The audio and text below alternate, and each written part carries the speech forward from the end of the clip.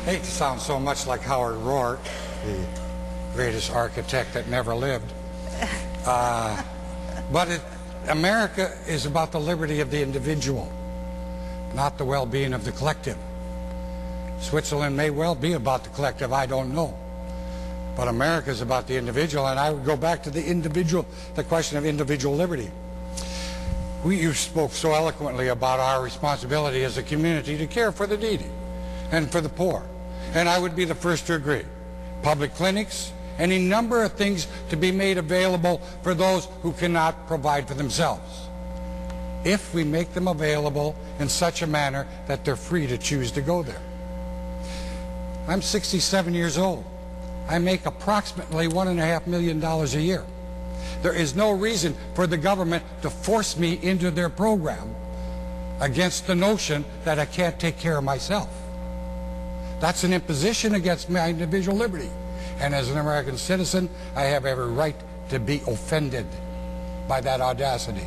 And if you take in all the millionaires, all the people making $600,000 a year, and you force them in that program, how then can you afford to take care of the poor folks?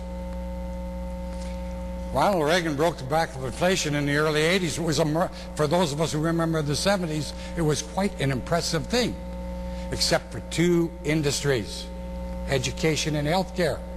What sets these two apart from all others?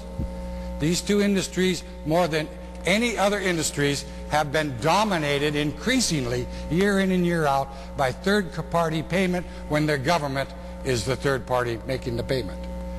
Armey's axiom is nobody spends somebody else's money as wisely as they spend their own. And that is particularly true if you're the government. Inflation is caused by too many dollars chasing too few goods.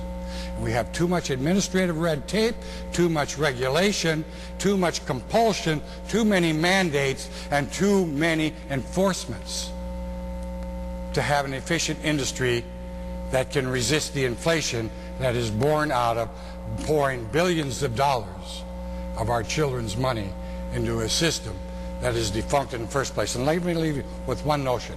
Had I come to you in the year 1965 and said, food is such an essential thing of life, I'd present a bill that would require everybody in America at the age of 65 to purchase their own food stamps only through food stamps. And anybody that sold them groceries for cash would have severe sanctions by the state. You'd have called me a tyrant and a moron. Why then do you accept it for health care?